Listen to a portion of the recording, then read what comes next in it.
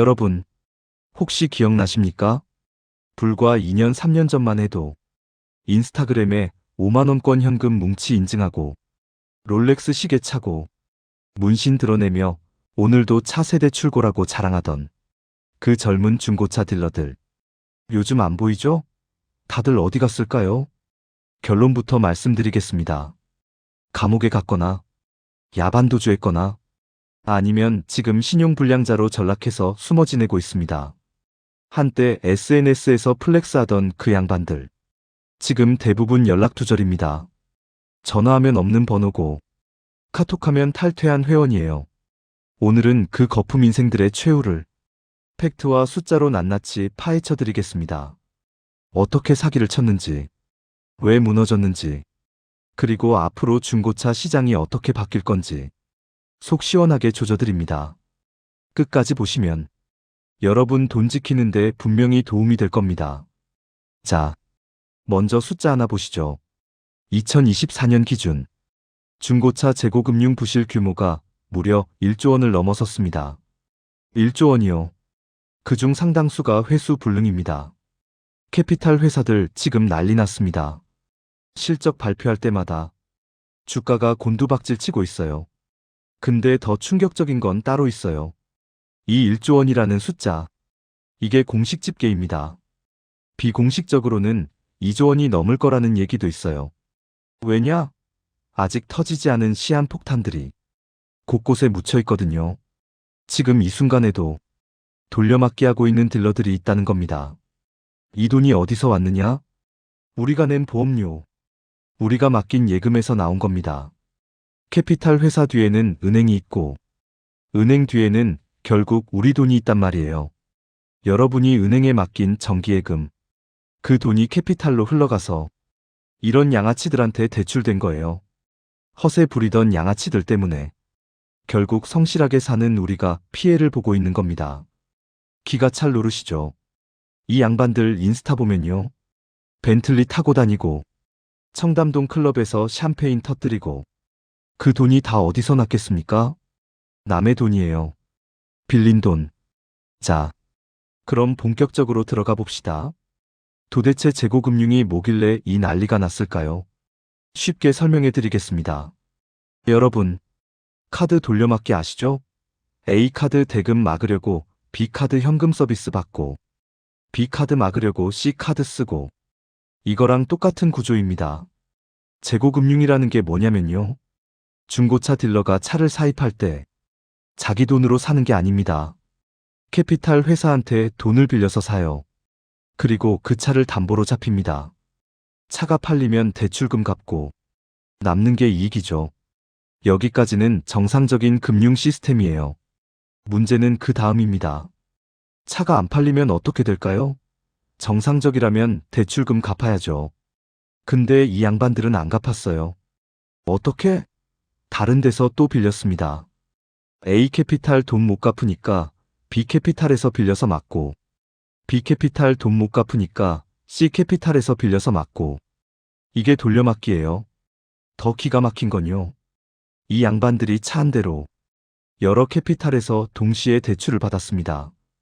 A캐피탈에 담보 잡히고 B캐피탈에도 담보 잡히고 C캐피탈에도 담보 잡히고 똑같은 차 한 대로요. 물리적으로 하나인 차가 서류상으로는 세 군데 담보로 잡혀 있는 거예요. 이게 어떻게 가능했냐고요? 캐피탈끼리 정보 공유가 안 됐기 때문입니다. A캐피탈은 이 차가 B캐피탈에도 담보 잡혀 있는지 몰랐어요. 허술하기 짝이 없는 거죠. 마치 신용카드 초창기에 연체 정보 공유 안 돼서 카드깡이 판쳤던 거랑 똑같습니다. 역사는 반복되는 겁니다. 계산기 한번 두드려 볼까요? 시세 5천만 원짜리 벤츠 E클래스 한 대, A캐피탈에서 4천만 원 대출, B캐피탈에서 3,500만 원 대출, C캐피탈에서 3천만 원 대출. 합치면 얼마입니까? 1억 500만 원입니다. 5천만 원짜리 차로 1억 넘게 뽑아낸 겁니다. 이걸 사기라고 안 하면 뭘 사기라고 합니까? 근데 더 황당한 건요. 이런 짓을 한 명이 한 게 아닙니다. 수백 명, 수천 명이 했어요. 조직적으로 한 경우도 있고 서로 배워서 따라한 경우도 있고, 한때 딜러들 사이에서 이게 꿀팁으로 공유됐다고 합니다. 기가 막히죠. 근데 이게 왜 2년 3년 동안이나 터지지 않고 굴러갔을까요? 답은 간단합니다. 금리가 낮았기 때문이에요. 2020년, 2021년 기준금리 0.5% 시대 기억나시죠? 코로나 터지고 경제 살린다고 금리를 바닥까지 내렸잖아요. 이자가 거의 없으니까 돌려막기가 가능했던 겁니다. 예를 들어볼게요. 1억 원 빌렸는데 금리가 3%면 연이자가 300만 원이에요. 월 25만 원. 이 정도는 어떻게든 버틸 수 있거든요. 차 한 대만 팔아도 남으니까. 근데 문제는 이 양반들이 1억만 빌린 게 아니라는 거예요. 5억, 10억, 심지어 20억까지 빌린 놈들이 있어요. 그런데 2022년부터 금리가 오르기 시작합니다. 0.5%에서 1%, 1%에서 2%, 2%에서 3%. 한국은행이 기준금리를 올릴 때마다 캐피탈 대출금리도 같이 올랐어요. 그게 지금 10% 넘는 곳도 수두룩합니다. 계산 다시 해볼까요? 10억 빌렸는데 금리가 10%면 연이자가 1억이에요. 월 830만 원. 한 달에 830만 원씩 이자만 내야 하는데 차는 안 팔리고 중고차 시장도 같이 얼어붙었거든요. 금리 오르니까 할부 이자 부담돼서 차 안 사잖아요. 악순환이 시작된 겁니다. 여기서부터 지옥이 시작된 겁니다. 이자 못 내면 어떻게 되냐고요? 연체되면 캐피탈에서 차 회수하러 옵니다. 근데 차가 여러 군데에 담보 잡혀 있으니까 서로 먼저 가져가려고 난리가 난 거예요. 마치 빚쟁이들이 채무자 집에 몰려온 것처럼요. 자, 이제 현장으로 가보겠습니다. 수원 매매단지, 인천 매매단지 한번 가보셨습니까? 지금 그야말로 자동차 무덤입니다. 제가 직접 가봤는데요. 정말 처참합니다. 한때 번쩍번쩍하던 매매단지가 지금은 폐허 수준이에요. 벤츠 E클래스, BMW 5 시리즈, 제네시스 G80, 다 좋은 차들이에요. 신차 가격 7천만 원, 8천만 원짜리들. 근데 이 차들이 먼지를 뒤집어 쓰고 방치돼 있습니다. 타이어 바람 빠져서 주저앉아 있고 배터리 방전돼서 시동도 안 걸려요. 왜 이렇게 됐냐고요?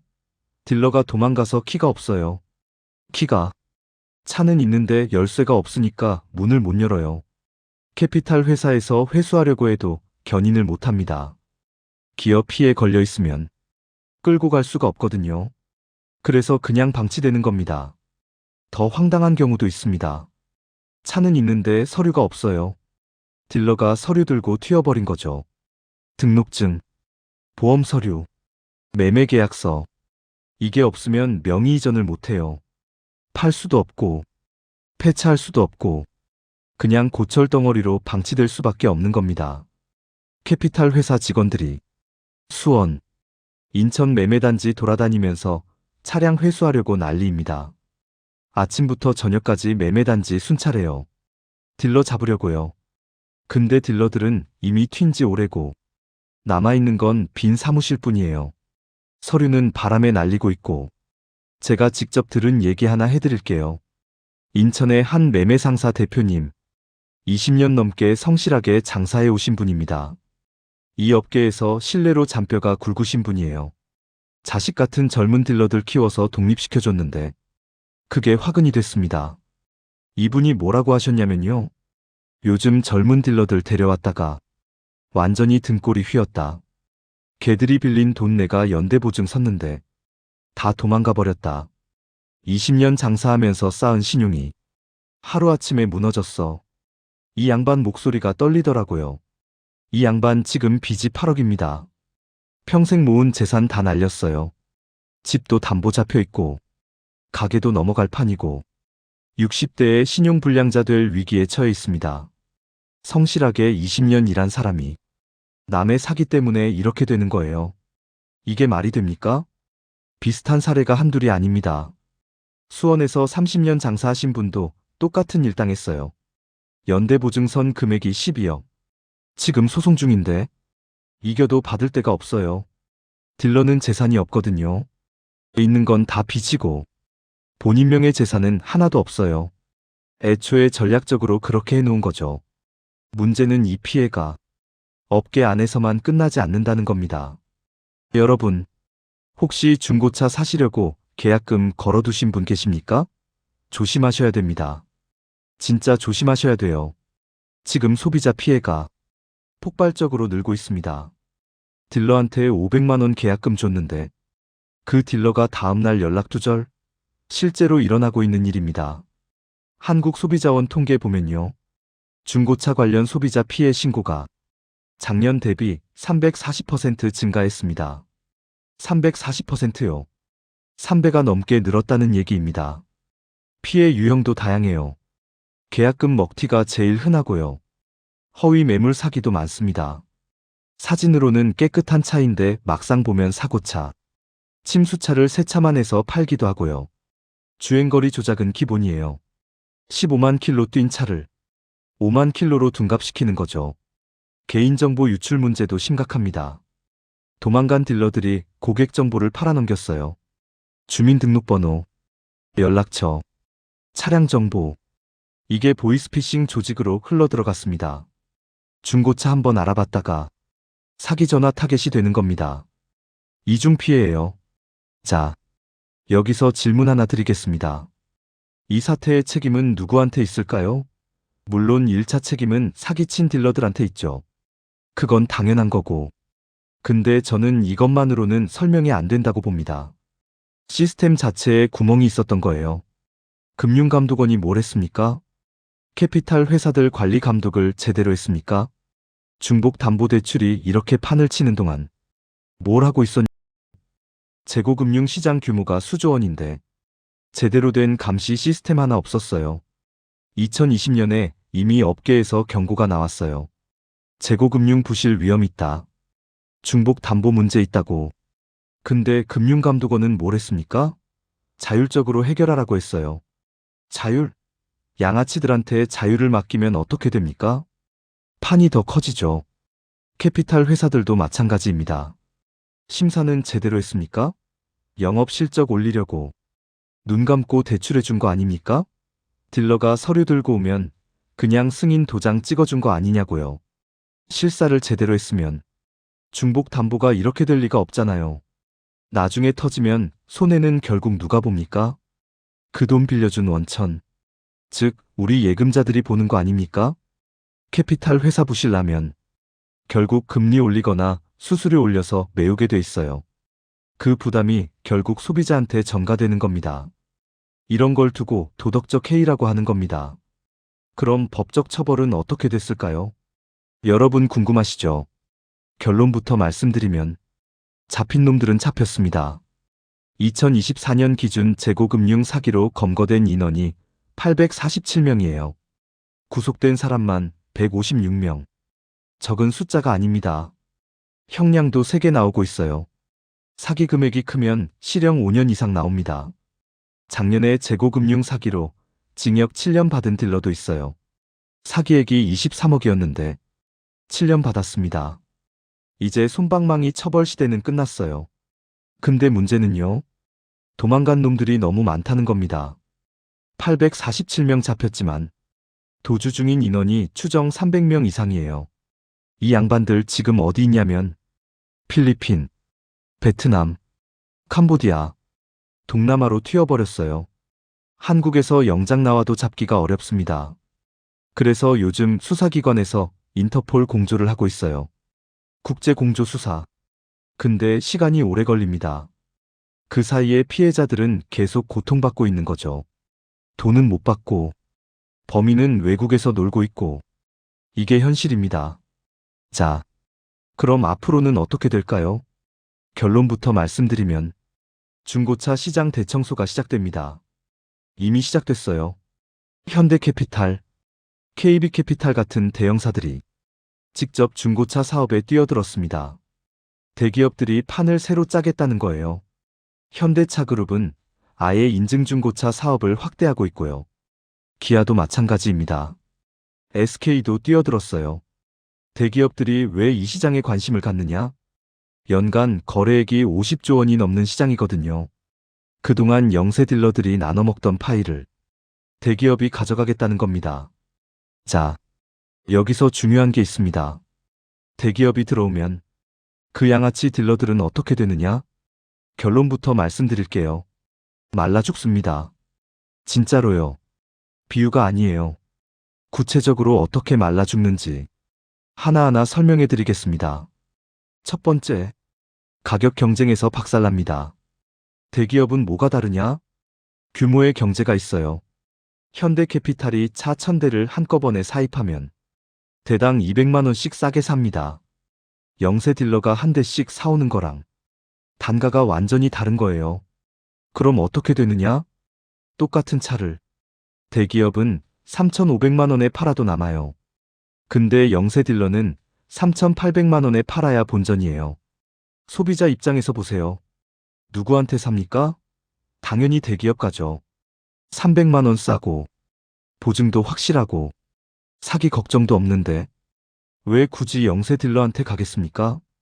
두 번째, 금융 접근성에서 박살납니다. 예전에는 재고금융으로 버텼잖아요. 근데 이제 캐피탈들이 영세 딜러한테 대출을 안 해줍니다. 왜? 다 터졌으니까. 1조 원 날리고 나서 심사 기준을 확 올렸어요. 신용등급, 담보능력, 사업 이력 다 까다로워졌습니다. 대기업은요? 자체 금융이 있습니다. 현대캐피탈은 현대차그룹 계열사예요. 돈 빌릴 필요가 없어요. KB캐피탈도 마찬가지고 자기 돈으로 차 사서 자기 돈으로 운영하는 거예요. 영세 딜러는 빚내서 장사하는데 대기업은 자본으로 밀어붙입니다. 싸움이 안 되는 거예요. 세 번째, 신뢰도에서 박살납니다. 소비자들이 이제 영세 딜러를 못 믿어요. 뉴스에 재고금융 사기 터지고 딜러 먹튀 터지고 침수차 사기 터지고 이런 거 보면서 중고차 딜러 사기꾼 이미지가 박혔습니다. 아무리 정직하게 장사해도 의심부터 받는 거예요. 반면 대기업은요? 현대, 기아, SK 이 이름만 봐도 신뢰가 갑니다. 사기칠 이유가 없거든요. 사기쳤다가 브랜드 이미지 깎이면 손해가 몇 조 원이에요. 그러니까 투명하게 운영할 수밖에 없어요. 소비자 입장에서 선택은 이미 끝난 겁니다. 네 번째, 시스템에서 박살납니다. 2025년부터 중고차 이력 통합 시스템이 본격 가동됩니다. 침수 이력, 사고 이력, 정비 이력, 주행거리 변동까지 다 공개돼요. 차량 번호만 넣으면 그 차의 모든 히스토리가 나오는 겁니다. 이게 뭘 의미하느냐? 예전에는 말빨로 먹고 살았어요. 사고차인데 아닌 척, 침수차인데 깨끗한 척, 15만 킬로 뛴 차를 5만 킬로라고 우기고 이런 식으로 사기쳐서 마진 남겼거든요. 근데 이제 다 공개됩니다. 거짓말할 수가 없어요. 그럼 어떻게 되느냐? 정직하게 장사하면 되지 않냐고요? 문제는 정직하게 하면 마진이 안 남아요. 예전에는 사기쳐서 대당 200만 원 남겼는데 이제 정직하게 하면 대당 50만 원 남아요. 월세, 인건비, 공과금 내고 나면 남는 게 없는 거예요. 그래서 말라 죽는 겁니다. 실제로 지금 매매단지 보시면요. 폐업하는 곳이 속출하고 있습니다. 2024년 기준 전국 중고차 딜러 폐업률이 전년 대비 67% 증가했어요. 세 곳 중 한 곳이 문 닫았습니다. 앞으로 이 속도는 더 빨라질 겁니다. 살아남을 수 있는 영세 딜러는 거의 없을 거예요. 이게 권선징악입니다. 사기쳐서 돈 벌던 양아치들. 시스템이 바뀌니까 설 자리가 없어지는 거예요. 대기업이 정화해버리는 겁니다. 소비자 입장에서는요. 쌍수 들고 환영할 일입니다. 조금 비싸도 사기 안 당하는 게 낫지 않겠습니까? 자, 그럼 소비자 입장에서 당장 뭘 해야 할까요? 제가 세 가지만 말씀드리겠습니다. 첫 번째, 무조건 대형 인증 딜러십에서 사세요. 현대, 기아, SK엔카 같은데요. 조금 비싸도 안전합니다. 사기당하면 그게 더 비싸요. 두 번째, 계약금은 최소화하세요. 500만 원, 1000만 원 이렇게 크게 걸지 마시고요. 100만 원 정도만 걸어두세요. 나머지는 차 인수할 때 현장에서 결제하는 겁니다. 계약금 많이 걸면 먹튀당해도 손해가 커지거든요. 세 번째, 계약 전에 반드시 이력 조회하세요. 카이스토리, 엔카 같은 데서 차량 이력 뽑아보시고요. 보험개발원 자동차 이력 조회도 해보세요. 3,000원이면 됩니다. 3,000원 아끼려다가 3천만 원 날리면 안 되잖아요. 자, 이제 결론 내리겠습니다. 지난 3년간 우리가 목격한 건 뭐였습니까? 돈의 복수였습니다. 쉽게 번 돈은 쉽게 나갑니다. 이건 진리예요. 수천 년 동안 인류가 증명해온 진리입니다. 로마 시대에도 그랬고, 조선 시대에도 그랬고, 지금도 마찬가지입니다. 실력 없이 남의 돈으로 허세 부리던 사람들. 결국 다 무너졌습니다. 인스타에 현금 뭉치 올리던 그 양반들. 지금 어디 있습니까? 감옥 아니면 도피 중이에요. 롤렉스는 압류당했고, 벤틀리는 경매 넘어갔습니다. 화려했던 과거는 흔적도 없어요. 세상에 공짜는 없어요. 금융 시스템을 악용해서 돈 번 사람들. 그 대가를 치르고 있는 겁니다. 단기간에 억대 번 것 같았지만 결국은 마이너스로 끝났어요. 빚에, 전과에, 신용불량까지 남은 건 아무것도 없습니다. 반면에 여러분은 어떻습니까? 매일 아침 출근하고, 야근하고, 주말에도 일하면서 월급 받아 가정 지키고 계시잖아요. 쉽지 않으시죠? 저도 압니다. 세상이 만만치 않다는 거. 근데 그렇게 땀 흘려 번 돈이 진짜 돈입니다. 사기쳐서 번 돈은 결국 감옥행 티켓이에요. 땀 흘려 번 돈은 여러분 통장에 그대로 남아 있습니다. 그게 진짜 재산이고, 그게 진짜 성공입니다. 성실하게 사시는 여러분이 진짜 승리자입니다. 세상이 아무리 떠들어도 결국 이기는 건 정직한 사람들이에요. 오늘 영상이 도움이 되셨다면 구독과 좋아요 부탁드립니다. 이런 경제 이슈 시원하게 팩트로 알려드리겠습니다. 댓글로 여러분 생각도 남겨주세요. 혹시 중고차 사기 경험 있으신 분들 공유해 주시면 다른 분들한테도 도움이 될 겁니다. 다음 영상에서 뵙겠습니다.